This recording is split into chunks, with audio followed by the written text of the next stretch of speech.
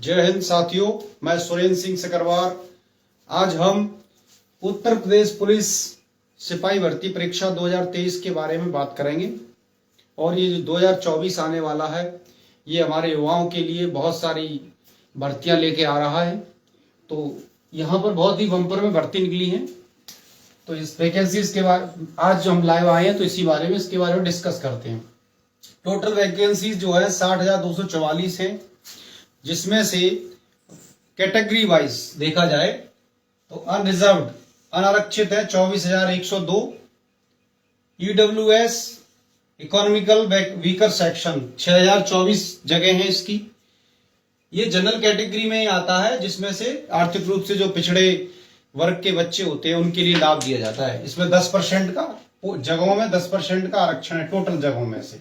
इसमें से ओबीसी अन्य पिछड़ा वर्ग, एससी शेड्यूल कास्ट अनुसूचित जाति और एसटी, इन सब के लिए जगह जो आरक्षित हैं।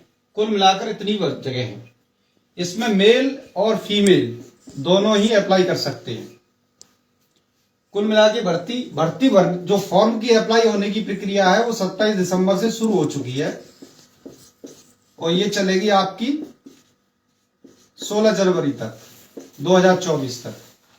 और फीस भरने की जो प्रक्रिया है वो चलेगी आपकी 18 जनवरी तक।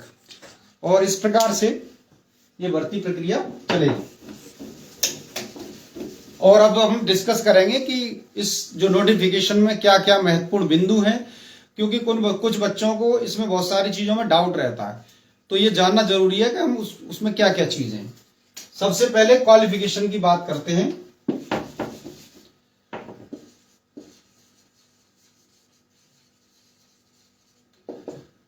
क्वालिफिकेशन इसमें दो तरह की है। एक एसेंशियल क्वालिफिकेशन है 10+2, यानी बच्चा 10वीं और 12वीं की परीक्षा पास होना चाहिए। एपियर जो है वो एलिजिबल नहीं है, पास्ड होना चाहिए।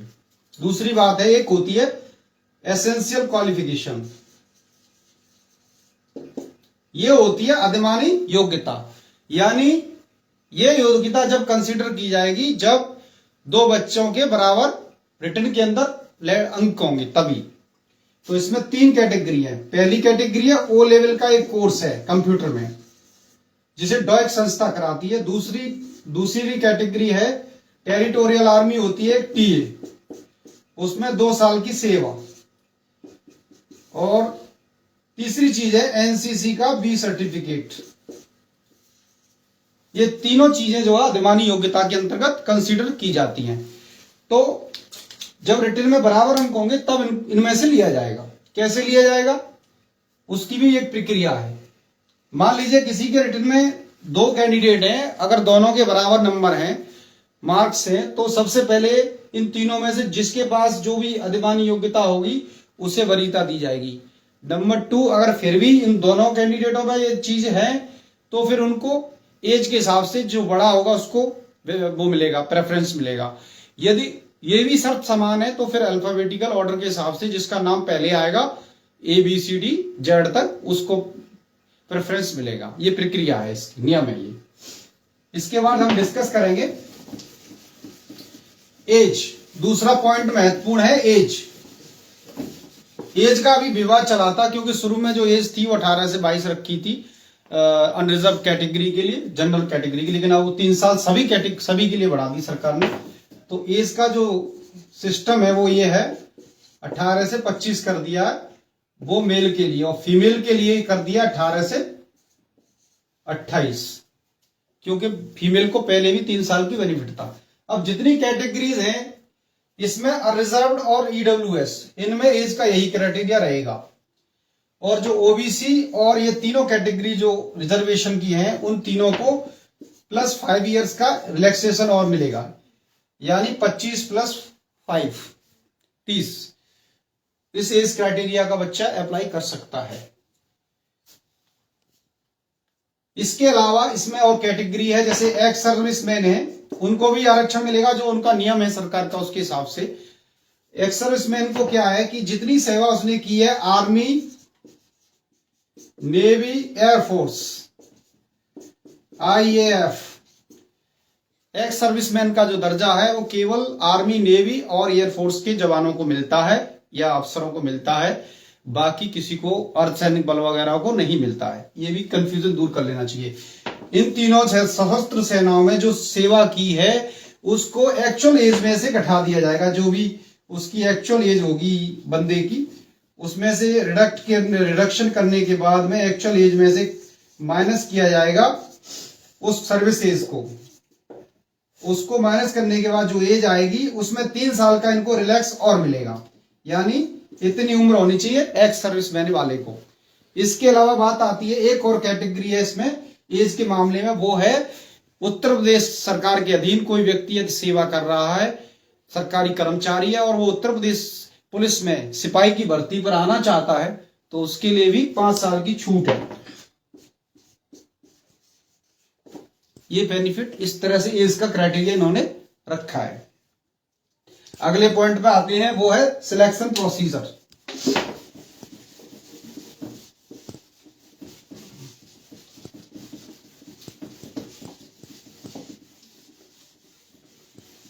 जो भी सिलेक्शन इस परीक्षा में होगा वो सिलेक्शन होगा रिटन एग्जाम्स के आधार पर। इसमें 2 चीजें हैं। पहली चीज है रिटन,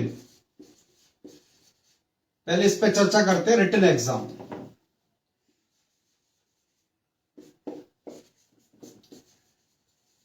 ये जो एग्जाम है ये आपका 150 क्वेश्चन आएंगे इसमें, और सारे क्वेश्चन होंगे ऑब्जेक्टिव टाइप, ठीक है। और प्रत्येक क्वेश्चन 2 मार्क्स का होगा, 2 मार्क्स का होगा, यानी कुल मिला के 300 मार्क्स की ये एग्जाम होगी। और इस एग्जाम के अंदर 300 मार्क्स की होगी, और इसके अंदर जो है आपकी जो भी OMR सीट पे इसका वो बनना होगा, आंसर सीट भरी जाएगी, और इसकी 3 कॉपियां होंगी।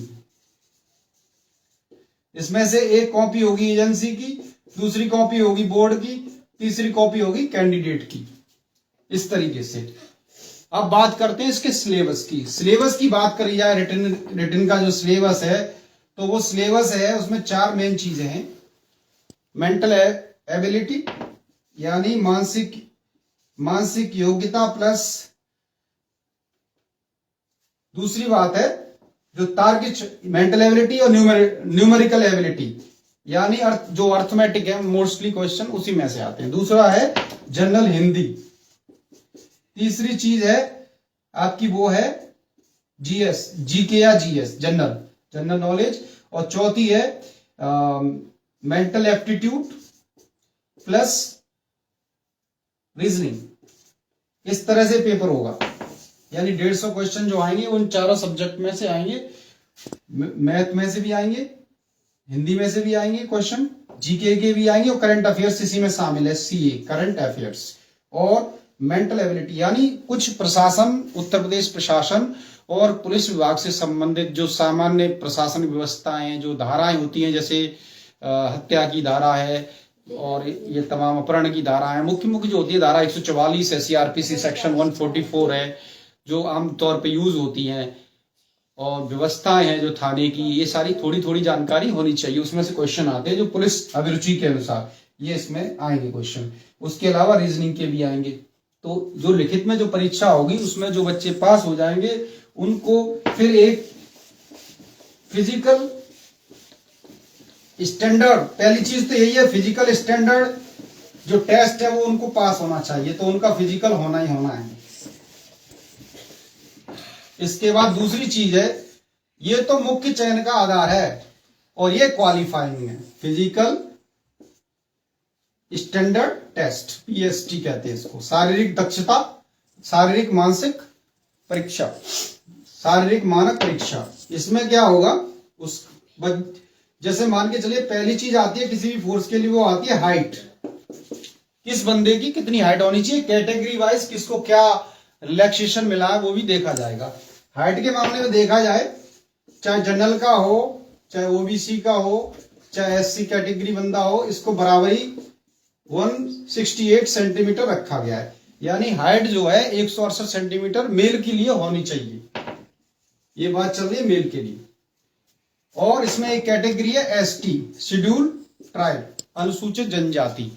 तो उन लोगों के लिए हाइट का क्राइटेरिया रखा है 160 सेंटीमीटर, इतना रिलैक्सेशन इनके लिए है। इसके अलावा आती है, दूसरी बात आती है चेस्ट।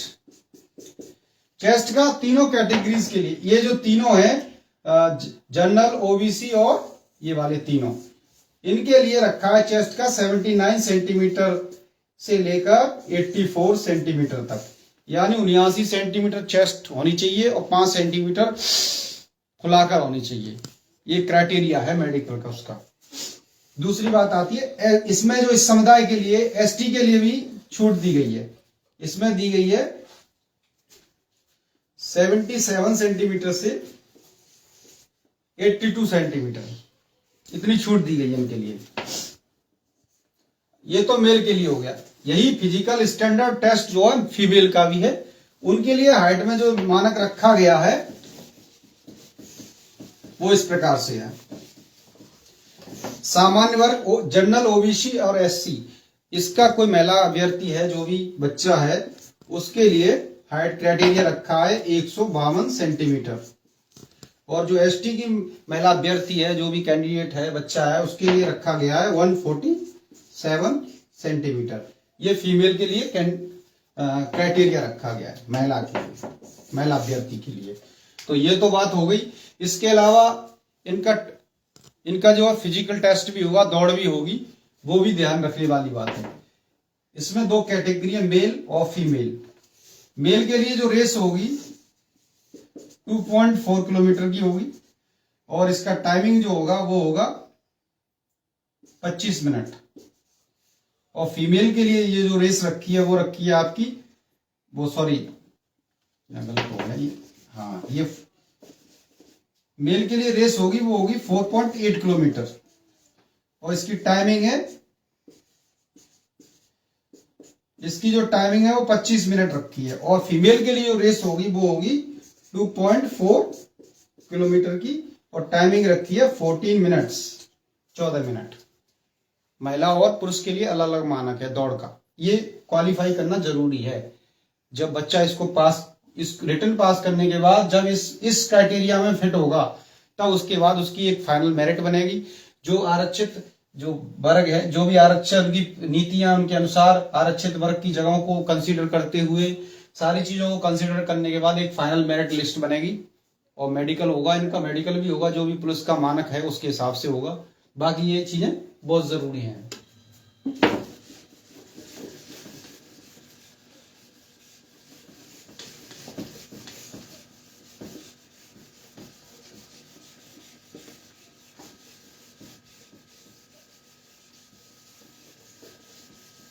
सबसे महत्वपूर्ण बिंदु ये हो गए। और इसमें एक और चीज है रिजर्वेशन की, जैसे कुछ चीजें हैं, जैसे कोई एससी की महिला या किसी आरक्षित वर्ग की कोई महिला है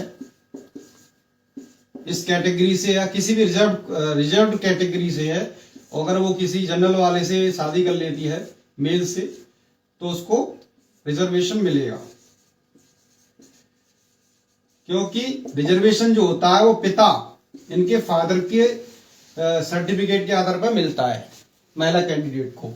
इसी प्रकार से यदि कोई जनरल की महिला किसी आरक्षित वर्ग की रिजर्व कैटेगरी के मेल से शादी करती है तो इसको आरक्षण नहीं मिलेगा, ये नियम है। गोद का भी नियम है। यदि कोई जनरल वाला बच्चे को कोई किसी कैटेगरी एससी या ओबीसी का गोद ले लेते हैं तो इसको आरक्षण मिलेगा, ये आरक्षण का नियम है। इसके साथ साथ बहुत सारे इसमें महत्वपूर्ण बिंदु आ गए हैं। अब प्रश्न उठता है तैयारी का। तैयारी समय कम रह गया है, 18 फरवरी की लग सुनने में आया, या हो सकता है, पर इतना तय है कि जो भी परीक्षा होनी है वो लोकसभा चुनाव से पहले हो जाएगी, ये निश्चित है। तो बच्चों के पास ज़्यादा समय नहीं है, इसलिए किताबें खरीदिए, सेल्फ स्टडी करिए या ऑनलाइन यूट्यूब से पढ़िए, या जैसे बन सकता है पूरी ताकत के साथ जुट जाइए। जय हिंद, धन्यवाद।